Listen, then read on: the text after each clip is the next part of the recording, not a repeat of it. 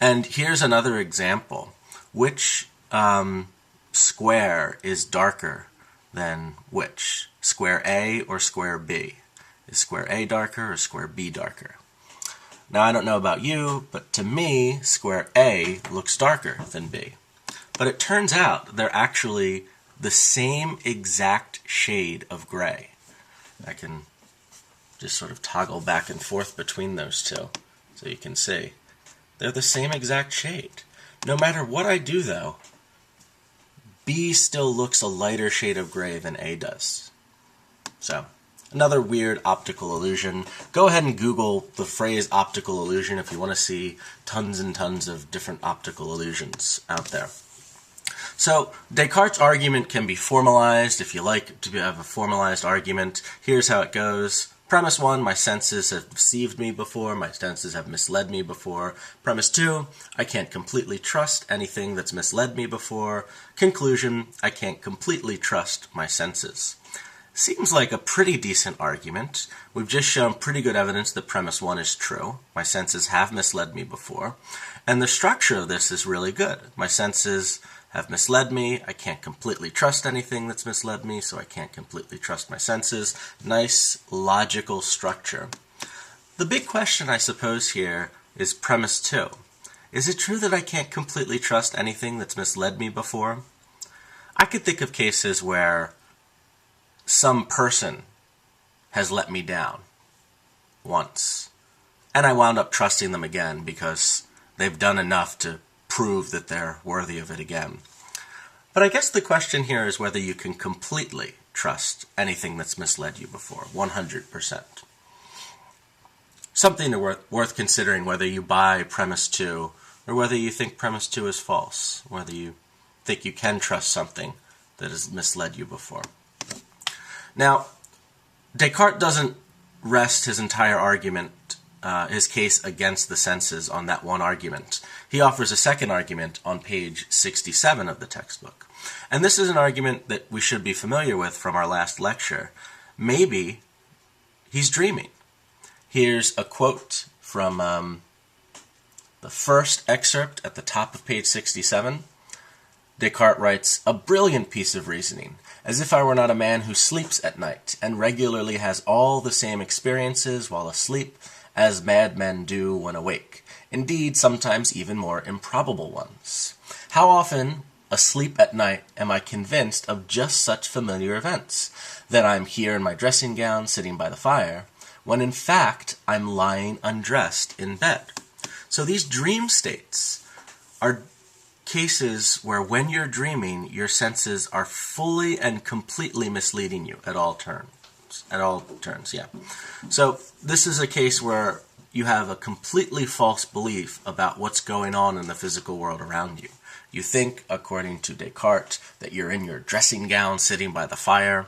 Apparently that's what Descartes was doing while writing this famous work of philosophy, hanging out in his pajamas. But in reality, while you're dreaming, you are just asleep in bed, eyes closed, not moving, no fire next to you, all that. So the question is whether you can prove that you're not dreaming, or whether you just have to accept that it's possible you're dreaming right now. So the classic response to this is, well, I don't know about you, I don't feel asleep right now. I think it's obvious that I'm not dreaming. Can I tell that I'm not dreaming? To say maybe I'm dreaming is to suggest that I don't know dreams from reality.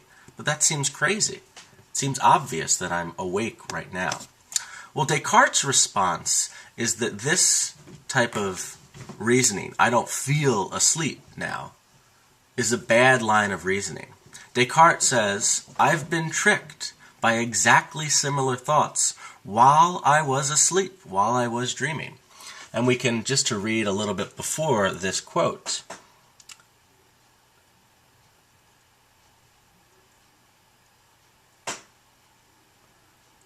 he writes, "Yet at the moment my eyes are certainly wide awake when I look at this piece of paper. I shake my head, and it's not asleep.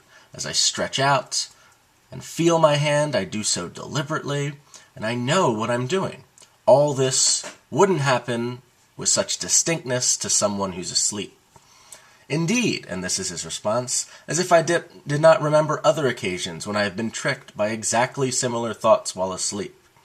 As I think about this more carefully, I see plainly that there are never any sure signs by means of which being awake can be distinguished from being asleep. So Descartes' claim here is that you just can't tell absolutely for sure whether you're awake or dreaming. Dreams, according to Descartes, are internally indistinguishable. There's that fancy phrase again. From reality. It is from your first-person perspective, the only thing you're given are sense experiences. You're given sense experiences in dreams, and you're given sense experiences in reality.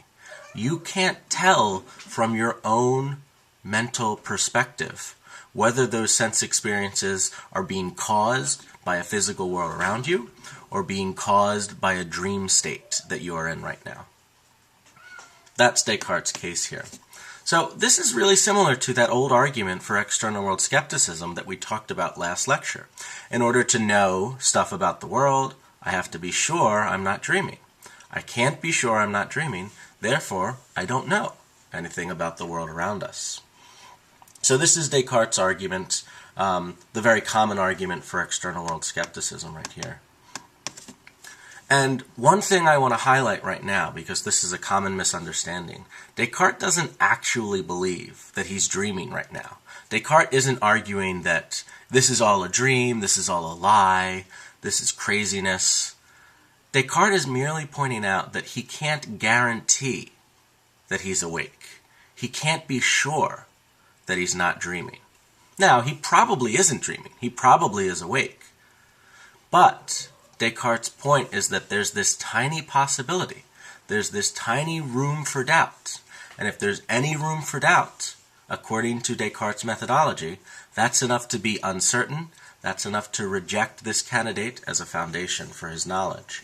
He's got to move on to something else.